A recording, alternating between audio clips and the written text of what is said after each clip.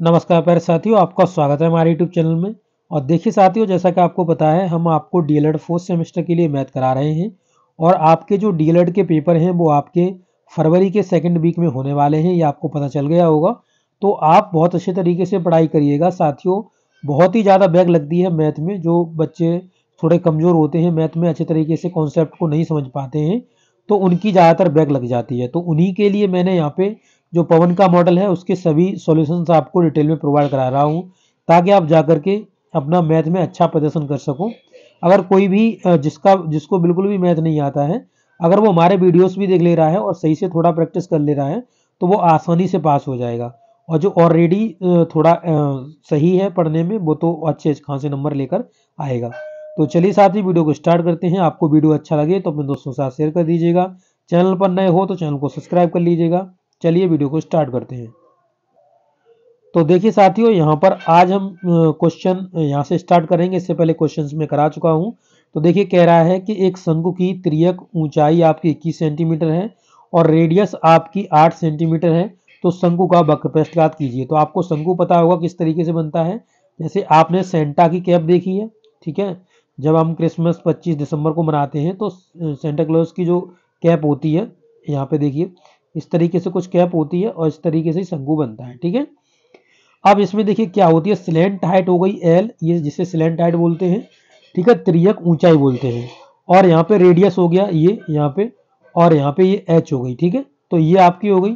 अब यहाँ पे आपको पूछा क्या है, शंकु का वक्रपृष्ठ ऊंचा है। तो शंकु का जो वक्रपृष्ठ होता है, शंकु का जो वक्रपृष्ठ होता है वो आपका पाई आर एल होता है, ठीक है।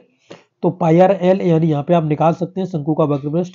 तो देखिए दोनों चीज आपको दी गई है, आपको इस हाइट की जरूरत नहीं है। आपको यहाँ पे स्लैंट हाइट और यहाँ पे रेडियस की ही जरूरत है। तो वही चीज यहाँ पे आपको रखनी है, ठीक है। तो चलिए, पाई का मान आप रख सकते हैं 22/7, ठीक है। इनटू में आपका एल का वैल्यू है 21 और यहाँ पे आर का वैल्यू आपका है 8, ठीक है। 7 तिये 21, 3 से ये कट जाएगा, फिर आप इसका मल्टीपल कर दिए। 3 का मल्टीपल करोगे ये 66 हो जाएगा। और यहाँ पे 8 8 का मल्टीपल कर दो। 8 छिंग 48, 8 छिंग 48, 48 और 4 कितना हो गया आपका 52 हो गया। तो 528 आपका हो जाएगा, ठीक है। तो इस तरीके से आप आंसर निकाल सकते हैं।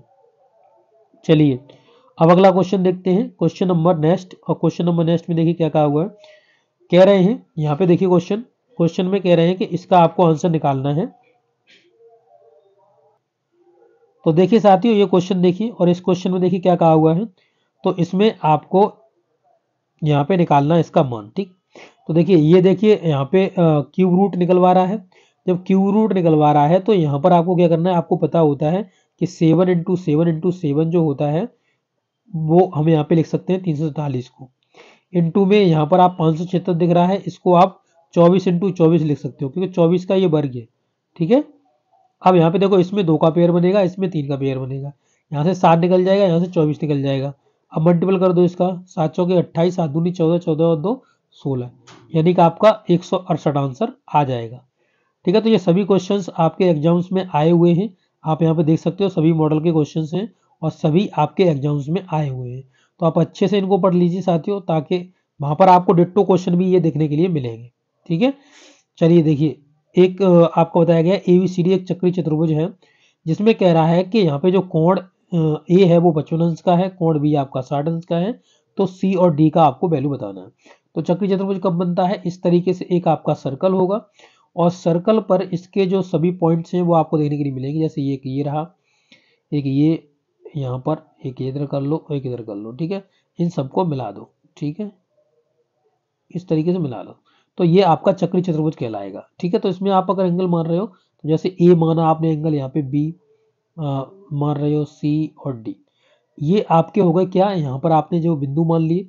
और यहाँ पर आप देखेंगे बी पर जो एंगल बन रहा है वो बन रहा है आपका 60 अंश का, और यहाँ पर जो आपका ए पे बन रहा है वो आपका 55 अंश का बन रहा है। कितने का, 55 अंश का, ठीक है। तो इन्होंने ये कहा हुआ है कि भाई सी पर बताइए और फिर आप डी पर बताइए। तो आपको पता होगा चक्री चतुर्भुज के सम्मुख कोणों का योग 180 अंश होता है।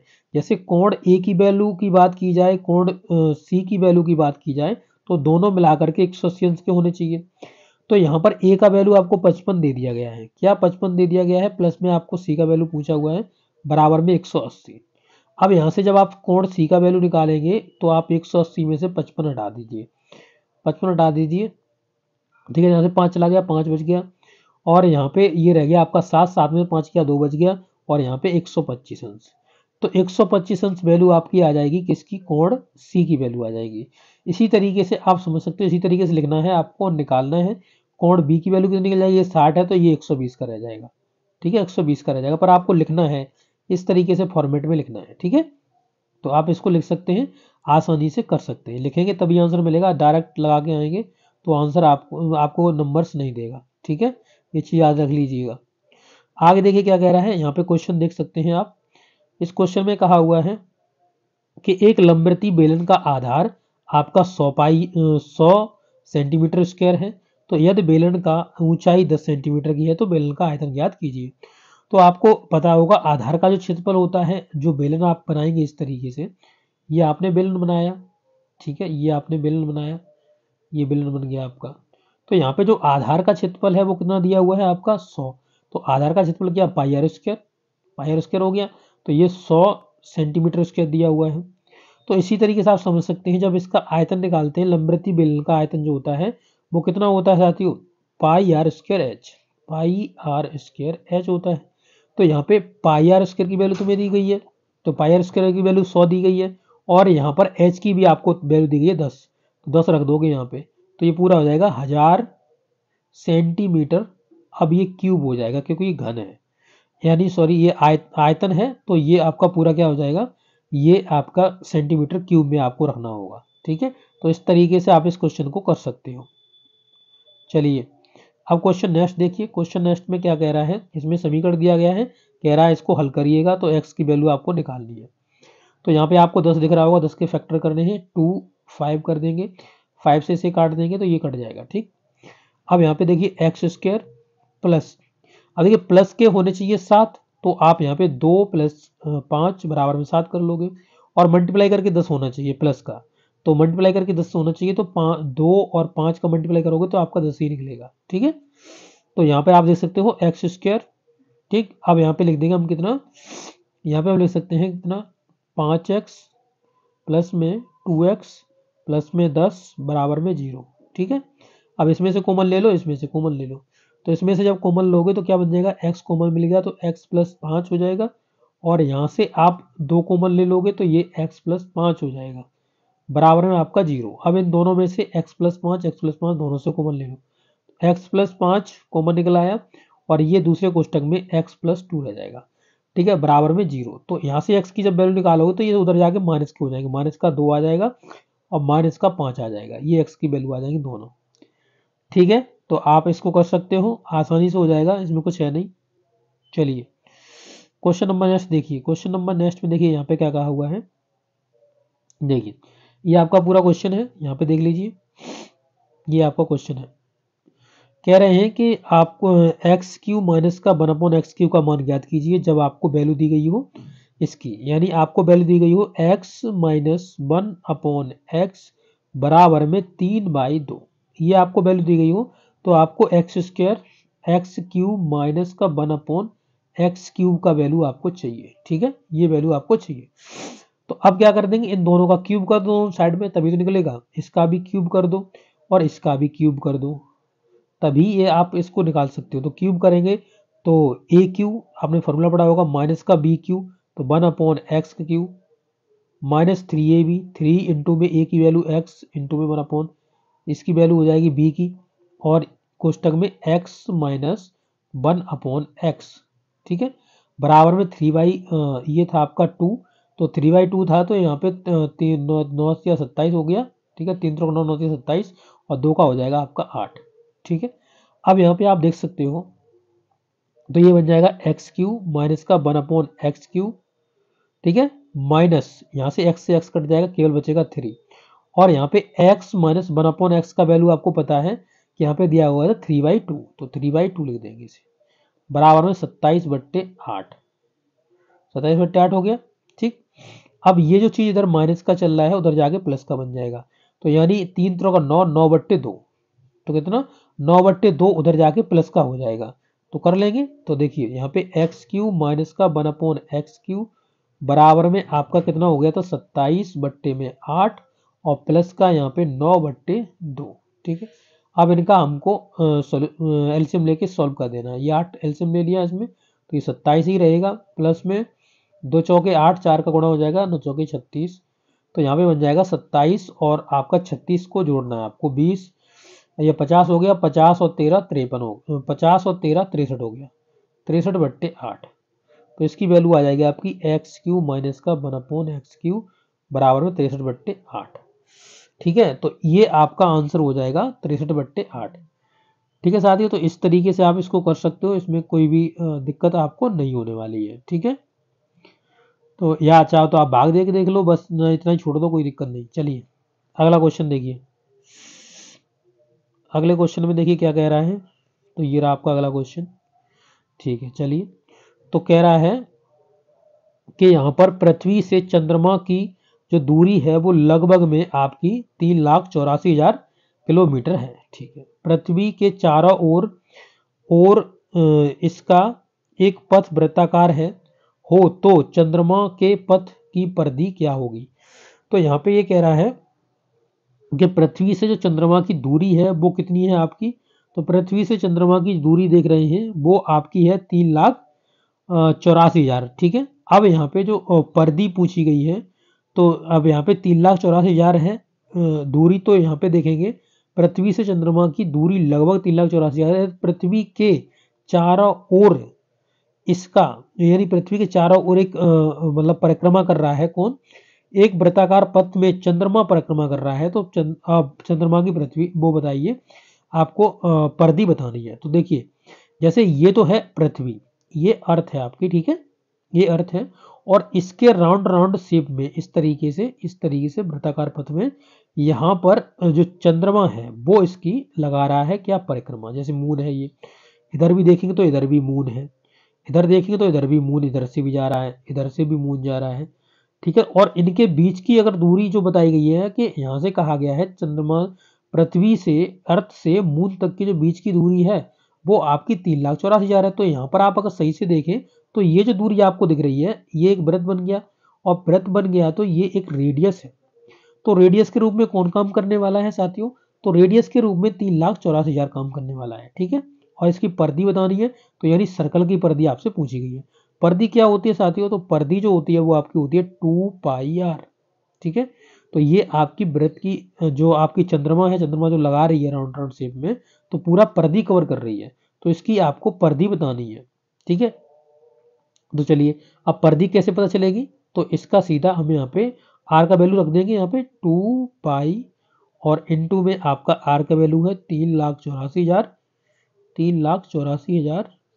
ठीक है, अब यहाँ पे पाई का वैल्यू रख दो तो एकदम क्लियर हो जाएगा, 22/7 इंटू में 3,84,000।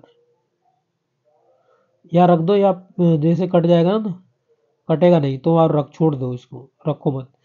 ठीक है, तो इसका 2 का गुणा कर दो, बस खत्म करो, पाई रख देना सीधा। तो यहाँ पे 2 गुणा कर दो, 2 चौके 8, 8 दूनी 16, और 2 तिया 6 और 1 7, और 3 0 लगा दो, पाई लग दो, बस यही परिधि हो जाएगी। ये तक छोड़ दो क्योंकि वो कटता है नहीं, तो कटेगा नहीं तो तुम इसी तक छोड़ सकते हो। ठीक है, तो ये आपका आंसर हो जाएगा। ठीक है, और कट जाए तो आप आगे बढ़ा देना, कोई दिक्कत नहीं है, वैसे पॉइंट में लाने की जरूरत नहीं है, इतना ही छोड़ दो। चलिए क्वेश्चन नेक्स्ट देखिए। देखिए क्वेश्चन नंबर नेक्स्ट में क्या कहा हुआ है, कह रहे हैं गुणनखंड कीजिए। ठीक है, चलो गुणनखंड करते हैं इनके। तो पहले इन्हें सही क्रम में लगा लेंगे, तो हम इसे पॉजिटिव में ले रहे हैं। 3a² सब चेंज हो जाएंगे इसके, माइनस का 34a, और आपका यहाँ पर जो 24 प्लस का है ये माइनस का हो जाएगा 24 बराबर में 0। ठीक, इस 0 मत रखिए, इसके और फैक्टर गुणनखंड नहीं करवा रहा है। तो यहाँ पर देखिएगा 3 का मल्टीपल करेंगे पहले इसमें 24 में, तो 24 दूनी 48, 24 या 72 हो गया, 72 बट्टे में यहाँ से इसका फैक्टर कर लेंगे 72, तो यहाँ पे 36 आ जाएगा, फिर 2 से कर लेंगे तो ये 18 आ जाएगा, फिर इसे 2 से कर लेंगे तो ये 9 आ जाएगा, फिर 3 से इसे काट देंगे तो ये पूरा कट जाएगा। ठीक है, 3 से इसे काट देंगे, ये इधर वाला पोर्शन इधर ही रखिए। ठीक है, अब यहाँ पे क्या कहा हुआ है कि 34 तो आने चाहिए माइनस के, जैसे मान लो जब उनको हमें ऐड करें तो माइनस के 34 आने चाहिए और मल्टीपल करके आने चाहिए 72। तो देख लेते हैं। तो जैसे कि अगर आप देखोगे तो यहाँ पर 24 24 24 से 72। अब 72 और यहाँ पे जोड़ के आने चाहिए कितने आपके, यहाँ पे आने चाहिए 34। तो अब देख लो इनको इस तरीके से जोड़ोगे, 3 त्रिके 9, 9 दूनी 18, 18 हो गया, ठीक है, और ये हो गया 4, तो 18 चौक 72, ये तो ऐसे बनेगा नहीं, इसका 34 नहीं बन रहा, ठीक है। तो फिर कर लेंगे 3 दूनी 6, ये जैसे 3 दूनी 6 कर लिया, और यहाँ पे कर लिया 3 दूनी 6 दूनी 12, 12 और 6, तो ये फिर आपके होंगे कितने, 12 और 6 तो 18 ही होंगे, तो ये भी नहीं बनेगा भाई, ठीक है। 34 तो नहीं बन रहा ये इस तरीके से, फिर हम इसे 34 कैसे बनाएंगे, ठीक है। तो इसका देखते हैं कैसे 34 बनेगा ये, ठीक है। तो और इसमें देखिए किस तरीके से बना सकते हैं इसको 34। अब देखिए यहाँ पे देखते हैं कि 3 त्रिका 9, 9 दूनी 18 और 18 दूनी 36, जैसे 36 कर दिया, तो 36 कर देंगे तो 36 में से 2 चला जाएगा, तो अब हो जाएगा, ठीक है।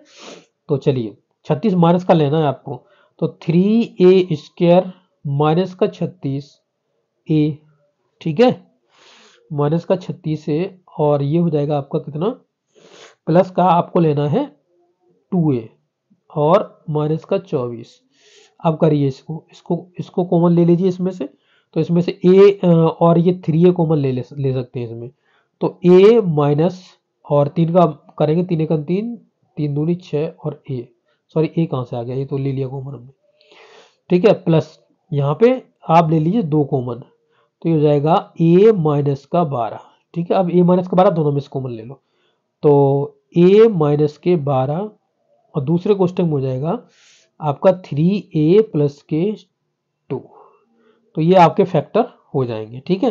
तो इस तरीके से आप इनके फैक्टर कर सकते हो, आपके आंसर्स आ जाएंगे, ठीक है। अब देखिए, अब साथियों अगले वीडियो से आपके जो लघु उत्तरी प्रश्न होंगे वो आपके कराए जाएंगे, ठीक है। तो अभी तक के आपके क्वेश्चन सभी लघु उत्तरी करा दिए गए हैं, आपको हर एक क्वेश्चन को अच्छी तरीके से आपने समझ लिया होगा। साथियों आपसे रिक्वेस्ट करूंगा ज़्यादा से ज़्यादा अपने साथियों के साथ वीडियोस को शेयर करिएगा, ताकि वो लोग भी अच्छे तरीके से इनको पढ़ सकें। ओके, थैंक यू दोस्तों।